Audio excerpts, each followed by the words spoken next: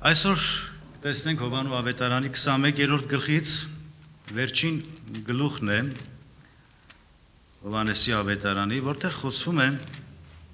հրաշալի մի ձկնորսության մասին։ Եվ այս կիրակին, այսինքն հաշված հարության կիրակին, այնուհետև մենք կոչում ենք Թովմասի կիրակի, որ մեկ շաբաթ հետո է, երրորդ կիրակին է կոչում են շատ մարդիկ կանաչ կիրակի, այդպես չէ, կանաչ կիրակի, քանի որ ինչու կանաչ, որ եղանակները տաքանում են, գարնան ծաղիկները, կանաչիները բացվում են, ավելի կանաչություն ենք տեսնում, հետևաբար այդպիսի անուն կնքեցին, եւ ուշագրավ է այս դեպքը, ինչի մասին այսօր պետք է խոսենք, ձկնորսության վերաբերյալ, որ երրորդ անգամ Տեր Հիսուսը իր աշակերտներին երևաց եւ կարևոր պատգամ թողեց իր ներկայությամբ, իր կատարելիք հրաշքով եւ այս հաղորդակցությունը հրաշալի էր։ Եկեք ընթերցենք, սիրելիներ, առաջին իսկ համարից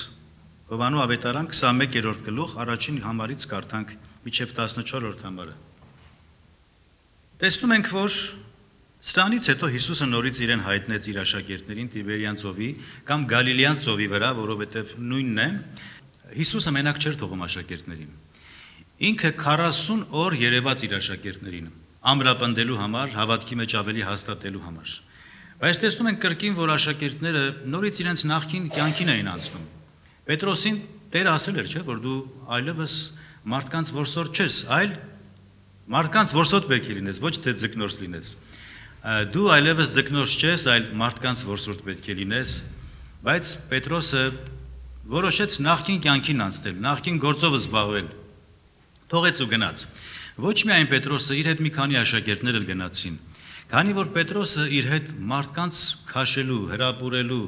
իր հետևից մարդկանց տանելու այս ձիրքերը ուներ, շնորհքը ուներ։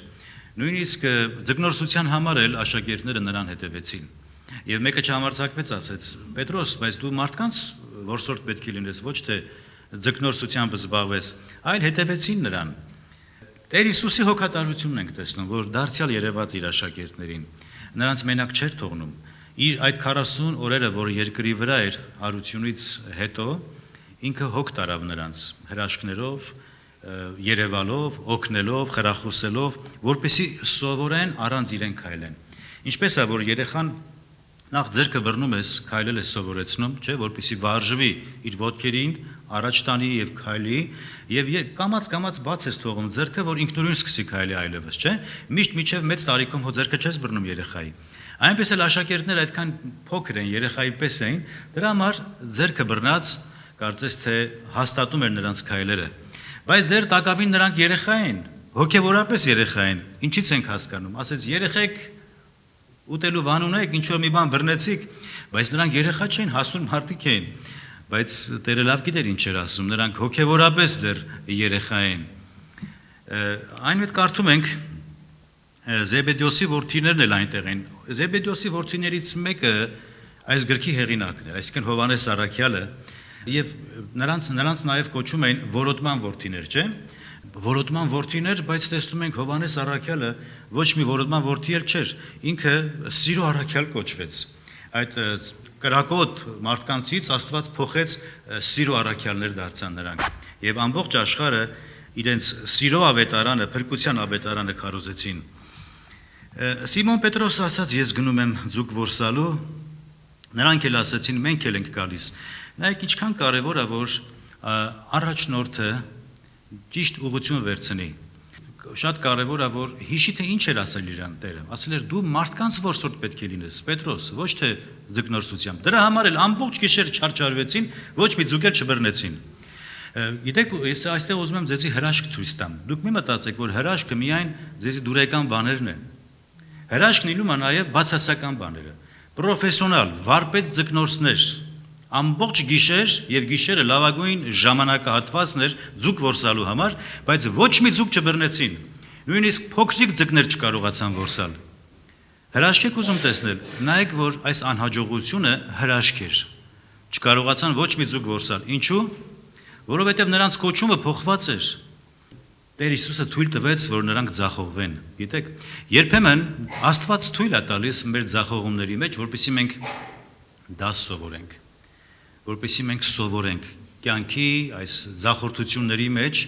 կարևոր արժեքները գնահատենք եւ Աստծո կամքը հասկանանք։ Ոչ մի ձուկ չբռնեցին։ Միգուցե ասենք, ով Աստված գոնե նենց աներ արքիլեիր իրանք, որպեսզի հասկանան, որ չգնան ձուկ որսալու, անիմաստ տեղը ամբողջ գիշեր չարչարվեցին, այնպես որ հուսահատվեցին, ինչ որ նշաններով, ինչ որ մի արգելքներով, մի բան աներ, որ ձուկ որսալու չգնային։ Պետրոսը հիվանդանար, քամի թող բարձրանար մի հատ, չէ, որպեսզի չնավարկեին ծովի մեջ։ Երբեմն մենք մտածում ենք, որ ամեն ինչ որ շատ հեշտ է լինում, շատ հանգիստ, շատ հեշտ ու հանգիստ ճանապարհ ենք անցնում, նշանակում է սա Աստծո կամքն է։ Այդպես մենք չենք կարող գնահատել, այդպես չենք կարող սահմանել, որ բոլոր դեպքերում, երբ որ ճանապարհը հեշտ ենք անցնում, շատ հարթ ամեն բան սա Աստծո կամքն է, երբեք եւ ոչ։ Մեկ օրինակ կարող ենք հիշել։ Հիշում եք Հովնան մարգարեին։ Հովնանը հակառակվեց Աստծո հրամանին։ Աստված նրան ասաց. Հովնան, գնա մտիր Նինվե մեծ քաղաքը եւ այնտեղ քարոզիր, որ ապաշխարեն, բայց Հովնանը չլսեց, հակառակվեց, ըմբոստացավ եւ ճամփա անգավ դեպի ուր Թարսիս։ Բայց Թարսիս գնալու համար ամիսներ առաջ պետք է սպասեր, նավը լիներ, չէ, այդքան հեշտ չէր, այսօրվա պես չի, որ տոմսը առնես, մի անգամից ուր ուզում ես գնաս, չէ։ Ամիսներ, տարիներ էին սպասում, որպեսզի նավարկություն ունենային, ճամփորդեին, բայց հենց գնաց, նավը պատրաստ կանգնած էր, հանգիստ նստեց ու գնաց։ Աստված թույլ տվեց, որպեսզի հանգիստ գնա, բայց հանդիպեց լուրջ փորձության։ Վերջում ծովի մեջ հայտնվեց, վերջում կետ ձկան փորի մեջ, կետ ձուկն իր հերթին փսխեց նրան եւ ստիպված այս դժվարության նեղություն քաշելով ինքը նոր հասավ Նինվե մեծ քաղաքը եւ իր պարտականությունը կատարեց։ Աստված երբեմն թույլ է տալիս այնպես բաներ, որպեսզի մենք դա սովորենք։ Եվ Տեր Հիսուսը նրանց ասաց. երեխեք ուտելու բան ունեք, արդեն լուսաբաց էր, գիշերն անցավ, որովհետև Տեր Հիսուսը մեր լուսաբացն է, սիրելիներ։ Տեր Հիսուսը մեր այգաբացը, մեր առավոտն է, առավոտյան պայծառ աստղն է, մեր արևը եւ վահանն է։ Եվ երբ որ մութը անցավ, գիշերն անցավ, Տեր Հիսուսը կանգնած էր ցամաքի վրա ծովեզրին, ասաց. երեխեք ուտելու բան ունեք, եւ նրան ասացին. մենք ամբողջ գիշեր չարչարվեցին, չունենք, ոչինչ չբռնեցինք, որովհետև առանց Տիրոջ նրանք ոչինչ չեն կարող անել։ Հիշում եք Հովանու ավետարան 15-րդ գլուխը, որ կարդում ենք, ասաց. առանց ինձ դուք ոչինչ չեք կարող անել, 5-րդ համարի մեջ կարող եք տեսնել։ Եվ նա ասաց նրանց. «Ուրկանը նավի աջ կողմը գցեք եւ կգտնեք»։ Հիմա կարող են ասել. «Լավ էլի, ամբողջ գիշեր կարող է աջ չեն գցել, մենակ ձախ են գցել։ Ամբողջ գիշեր ամբողջ ծովը տակնու վրա արեցինք, ոչ մի ձուկ չբռնեցինք»։ Գիտեք, հարցը աչի ձախի մեջ չէր, հարցը հնազանդվելու մեջ էր, եւ Տիրոջ խոսքի մեջ այս պատգամի մեջ, պատվերի մեջ զորություն կար, կենթանություն կար։ Նրանք հնազանդվեցին եւ արդյունքը տեսան։ Քանի հատ ձուկ բռնեցին տարոն։ 153 տարոնը չասեց, Կարինեն ասեց, խոշոր ձկներ։ Եվ մի հրաշքել կար, այդքան ձուկ որսացին գրված է, այնքան շատ էր, հրաշքին չէր, որ ցանցը, ինչ են ասում ցանցը, չպադրեցավ։ Ուրկանը չպադրեցավ։ Սա էլ հրաշք էր։ Սիմոն Պետրոսն էլ, քանի որ մերկ էր, ամաչեց, որ Տիրոջը տեսավ, ամոթից վրան ծածկեց եւ ջուրը նետվեց եւ լողալով ինքը եկավ, մնացածը թիավարելով հասան դեպի ծովափ, դեպի Տիրոջ մոտ։ Նրանք չեն ճանաչում, որ Հիսուսն է կանգնած։ Ով ճանաչեց Հովանեսը։ Հովանեսը շատ համեստաբար իր անունը չի նշում։ Այն աշակերտը, որին Տերը սիրում էր, իր մասին երրորդ դեմքով է խոսում, որքան խոնարհություն եւ համեստություն ենք տեսնում Հովանեսի մեջ, որ իր մասին այսպես զգուշությամբ եւ ակնածանքով է ներկայացնում։ Երբ ցամաք ելան, այնտեղ ածուխ տեսան, կրակ տեսան, վրան ձուկ էր դրված եւ հաց։ Զարմանալի է, Տեր Հիսուսը իր այդ ձուկը բերել էր, ինչպես էր որսացել։ Ձուկը արդեն կար, որ նրանք դուրս եկան, ոչ թե առաքյալների բռնած ձկներով էր իր գերագուրը պատրաստել, նախաճաշը, այլ ինքը պատրաստել էր արդեն։ Ես ուզում եմ տեսնեք բացառիկ հոգատարությունը Տիրոջ։ Ինչ հոգատարություն էր։ Նրանք գնացել էին առանց Տեր Հիսուսին հարցնելու, ձկնորսության, ոչ մի ձուկ չէին բռնել, բայց Տերը կանգնած դիտարկում էր, հետևում էր նրանց կյանքին, քայլերին։ Ուզում էր ասել. երեխեք, դուք առանց ինձ երեխա եք դեռ տակավին։ Առանց ինձ ոչինչ չեք կարող անել։ Դուք էլ չեք կարող բռնել։ Մի նայեք, որ դուք մասնագետ եք, պրոֆեսիոնալ ձկնորսներ եք, բայց առանց ինձ ոչինչ չեք կարող անել։ Հոգևոր կյանքի մեջ սիրելիներ, մենք որպես հավատացյալներ, որպես ծառայողներ, առանց Տիրոջ ոչինչ չենք կարող անել։ Մեր արած գործերը մարդկային գործեր կլինի, եթե Տերը չմիջամտի, եթե Տերը չգործի եւ իր օրհնյալ կամքը չբանեցնի։ Եվ Հիսուսը նրանց ասաց. «Բերեք այդ ձկներից, որ դուք հիմա բռնեցիք»։ Սիմոն Պետրոսը ելավ եւ ուռկանը ցամաք քաշեց։ Ամեն անգամ տեսնում ենք Սիմոն Պետրոսը, ուրիշ առաքյալ չկար այնտեղ, մենակ Սիմոն Պետրոսն էր։ Սիմոն Պետրոսը շատ է երևում ավետարանների մեջ իր խառնվածքից եւ բնավորությունից ելնելով, ավետարանիչները շատ են իր մասին ակնարկանում։ Հիսուսը նրանց ասաց. «Եկեք գերեք» եւ աշակերտներից ոչ ոք չէր համարձակվում հարցնել, թե ով է այս մարդը, որովհետև գիտեն, որ Տերն է։ Եկեք գերեք, ինչքան մեծ հոգատարություն ենք տեսնում Տիրոջ կողմից։ Ձուկը եւ հացը կարծես խորհրդանշանակորեն հետևում էին այս հրաշքներին։ Հիշում եք, որ բազմացրեց հացերի բազմացումը, ձկների բազմացումը եւ շատ մարդիկ կերան 5000 եւ ավելի ժողովուրդ կերակրեց Տերը իր երկրավոր տարիների ընթացքում, դեռ որ միջև խաչելությունը, միջև իր հարությունը, բայց հիմա էլ տեսնում ենք կերակրում է։ Հիմա էլ կերակրում է, այսօր էլ կերակրում է մեր օրերում Տերը, գիտեք, եւ ասում է եկեք գերեք։ Տերը կերակրում է բոլորին սիրելիներ։